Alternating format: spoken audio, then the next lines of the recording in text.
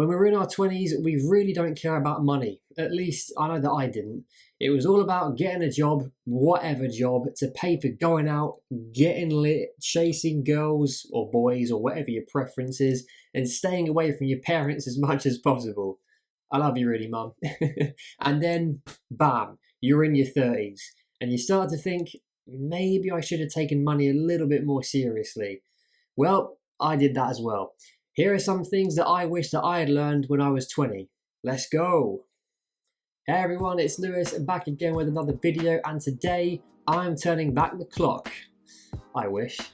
I've got a time machine. But honestly, this video is really important for those in their 20s and want to learn a little bit more about money. If you are like that, you're already massively ahead of the game in my opinion, so you're gonna do pretty well, I think. But before we kick this video off, I'd love it if you could smash that like button and make it go blue. Just keep pounding at it, make it go blue, make it go blue, in order to get this video out to as many people as possible and keep this channel visible. And maybe if you are in your 20s and want to learn a little bit more about money, saving, investing and everything in between, you stick around and subscribe to the channel. Could be one of the best decisions that you ever make. So the first don't here is don't be a guarantor for someone, family, friends, etc. This doesn't only impact you financially, but also could very easily impact the relationships that you have with the people that you become a guarantor for. If you don't know what it is, a guarantor is basically someone who is responsible for a loan or rental agreement if the person who the loan or rental agreement's name is in can no longer make the payments on it. This could be due to a loss of a job or any other financial difficulty.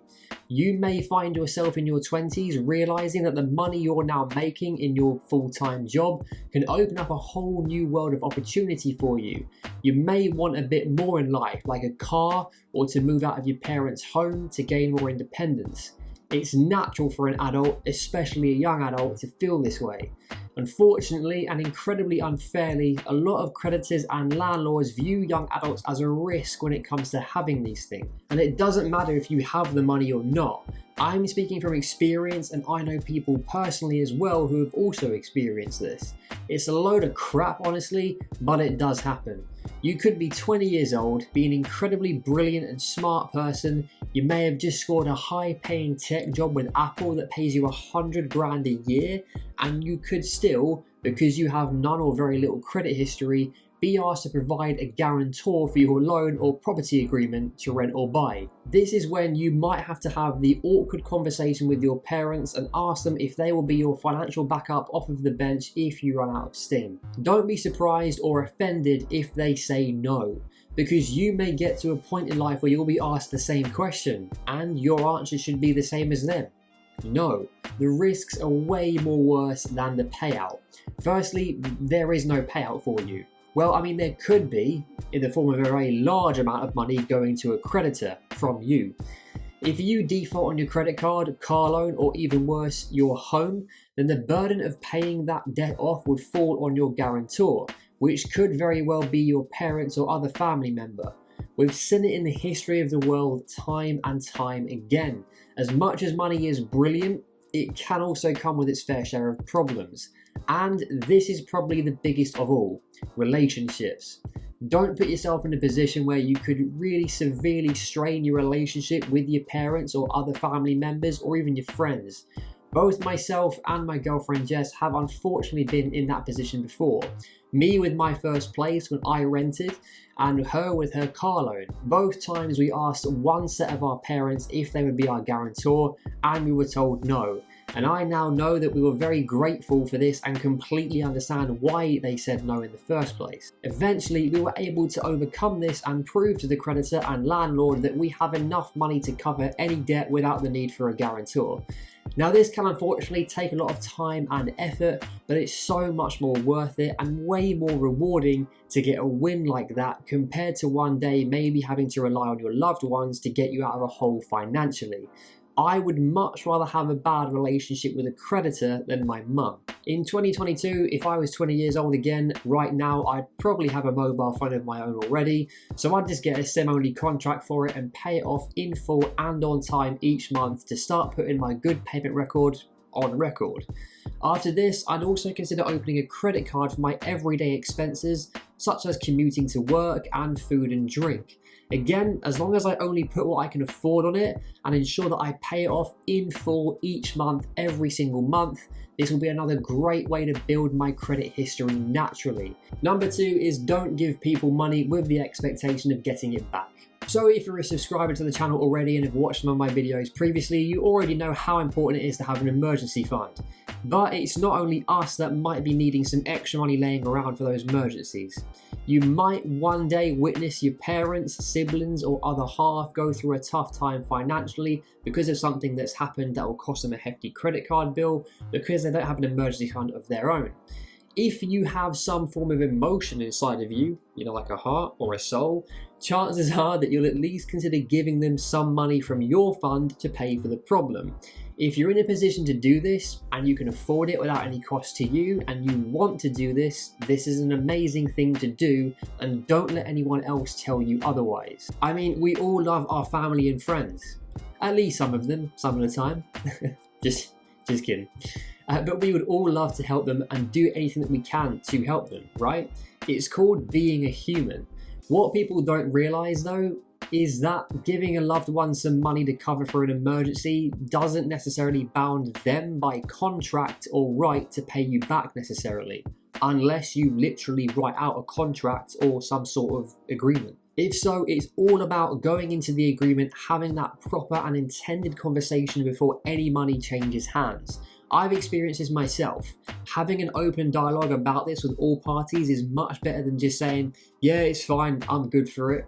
If you say something like that, the other person will naturally assume that they don't owe you anything. Look, I love helping people, so much so that I have sacrificed some of my financial freedom journey to helping a loved one.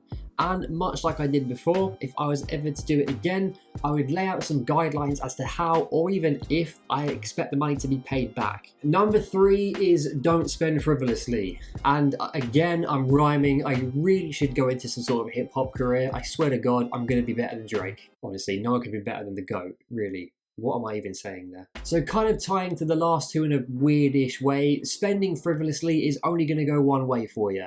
Spending more money than you make is a surefire way of guaranteeing that you will end up in debt and you will be retiring at 65. Maybe even beyond that. You can't have it all, and this is the reason why so many people live paycheck to paycheck no matter how much they make every year. They live way beyond their means, trying to impress people that they don't know or even care about. And an even funnier thing is that the people that they do care about and who care about them couldn't care less about how fancy their t-shirt is or how much the restaurant bill is. Delayed gratification is so much more powerful and will have a much more lasting effect on you and your money than a brand new pair of Nike trainers will. I have been here before, and looking back on it, I absolutely hate myself for it. Spending intentionally on everything is just so much better than the YOLO lifestyle that we see everywhere these days. The biggest life example to draw from to ensure that you keep your spending in check and don't let it run wild like a hurricane on a small village is learning from Iron Mike Tyson. For those of you who don't know, Iron Mike is one of the, if not the, greatest boxers of all time. In the 90s, it was all about the Mikes in the sporting world. Tyson, Jordan, Schumacher, Owen, you name a sport, chances are the star's name was Mike or Michael. At his peak, it's reported that Tyson earned over $700 million from his fights alone. That's without considering any sponsorship or endorsement deals alongside any other business ventures. The man was almost a billionaire just from stepping into the ring. So it's safe to say then that his entire lifetime earnings have been at least $1 billion. At least. Yet, he went broke and lost it all. His estimated net worth today is $3 million. Now don't get me wrong, that's nice and will cover anyone for a comfortable retirement.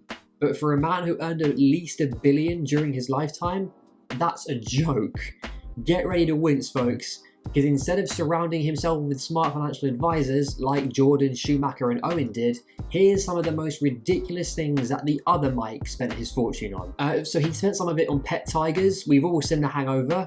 Tyson spent a reported $60,000 each on 3 Bengal tigers, with an extra $70,000 in maintenance and diet, and another $125,000 on an animal trainer.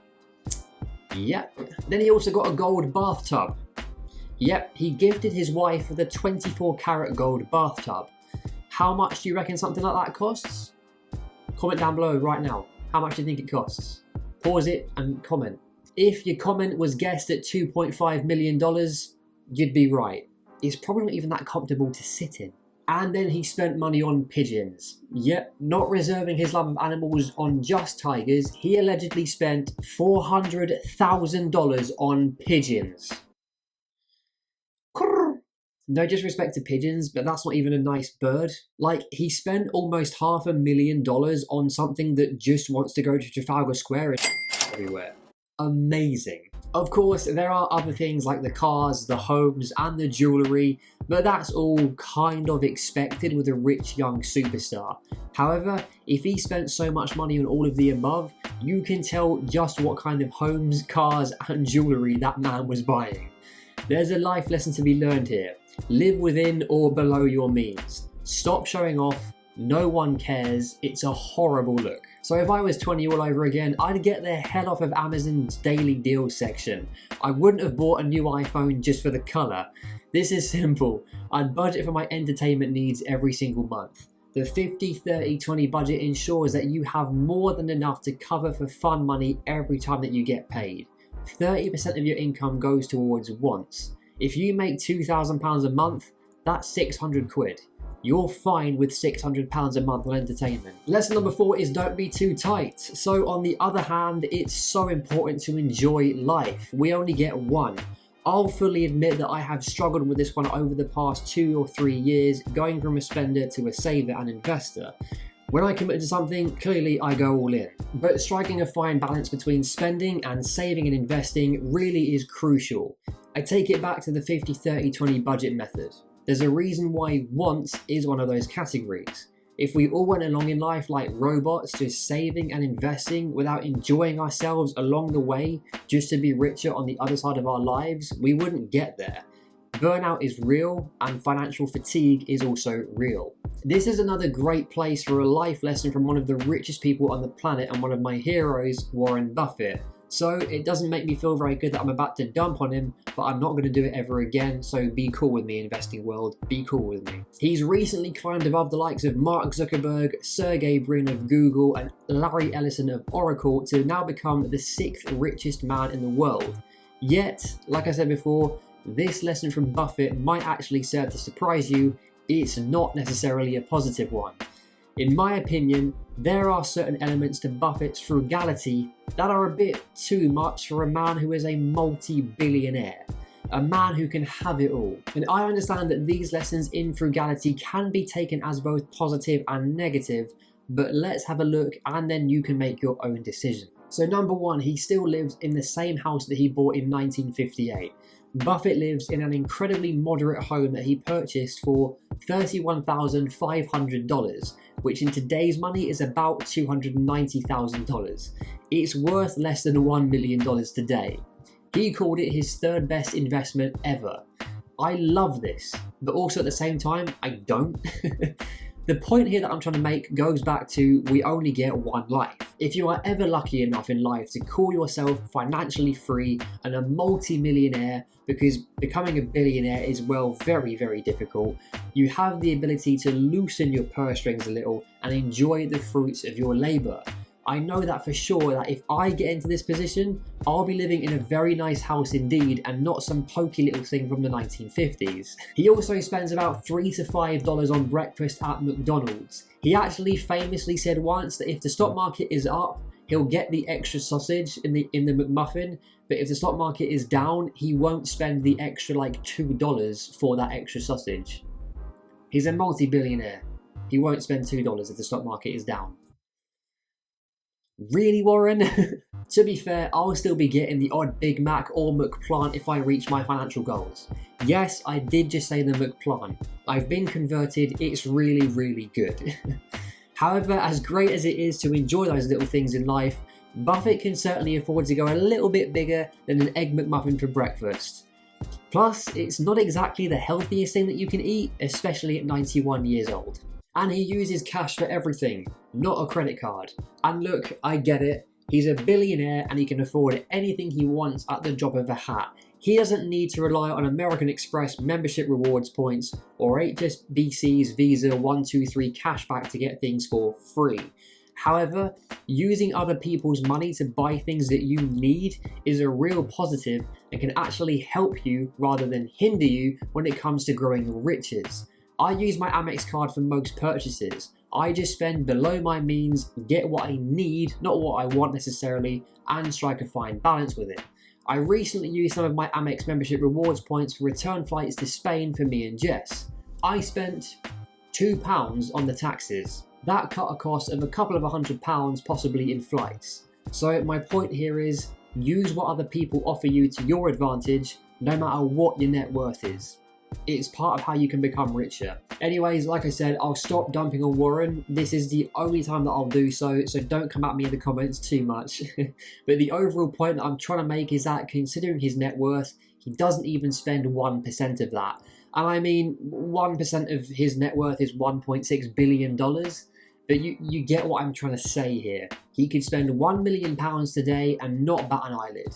So enjoy the fruits of your labour. If you become a millionaire, understand that you've reached this milestone for a reason. Yes, it is to be financially free, so you should remain frugal for the most part, but enjoying what you have is also very, very crucial. When it comes to the fun money, you no longer have to decide between shopping at Primark or not shopping at all. When you reach $1 million, you can decide to take a trip to Harrods in London or go down to Monaco for a weekend. And when it comes to holidays, no longer will you have to look at Butlins or Centre Parks. I mean, I actually do love Centre Parks, so to be fair, it is a really nice holiday. But instead of those two things, how about making the decision between 2 weeks in Disney World Orlando or renting a private villa in Portugal? You don't become rich to become like Scrooge McDuck. The hard work and perseverance and delayed gratification that you have to go through to get there is difficult, but life-changing. When you're at the finish line, celebrate. Just not like Mike Tyson. And then number 5 is don't gamble. Really is quite simple, right? No matter what way you look at it, gambling is a mug's game, and it can be incredibly dangerous. The level of ease of the financial difficulty that one can put themselves in from starting out with that small £5 bet on a football match is pretty shocking. Just like anything else that's addictive, it's very bad for your health, not only mentally but also can be physically. I'm all for enjoying life, but I'm happy to say that I am safely retired from gambling for the rest of my life. And I wouldn't just reserve gambling to the casino tables or the betting shop either. It can be found all over in the world of investing. It's what the professionals call trading. If you day trade a stock or a cryptocurrency, you're simply not investing your money at all. You are gambling. You may as well take that money you have for trading and go put it all on black on the roulette table at your local casino. All in all, gambling is a regulated cancer on our society. It preys on the weak-minded and it reels them in with tempting introductory offers. People think, this is basically free money. I'll be able to double it in no time. Before you know it, you're taking out a payday loan to put more money down in an attempt to recoup your losses. Plus, don't get me started on people within the personal finance space who genuinely tell their followers and subscribers of their successes with matched betting, and how you can make hundreds of tax-free pounds each week with this method. Seriously, if you do that, then shame on you. There are plenty of ways to make extra money. Gambling in any form is not one of them. None of this is financial advice. It's just common sense. If I was 20 all over again, I'd simply take myself out of that from the start. For me, the fun money that I'd spend things on as part of my 20 to 30% wants portion of my income would go on experiences and things that I actually enjoy. You can't really go down a dark hole with holidays and days out. For me, spending fun money on experiences is the best thing. You get something from it that you certainly can't get from gambling. Good memories, and a broader perspective of the entire world. As always, I really hope that you found this video helpful, and if you did in any way, give it a thumbs up and let me know what you thought about it in the comments down below. If you haven't already, consider subscribing for more money-related content. I post videos every Monday and Friday at 6:30 PM UK time, so stick around for all of that. Also, make sure to follow me on all of my socials down below for even more. Grab some free money and some free stocks using some of the links down below in the description. And remember, until next time, every quid counts. See you soon.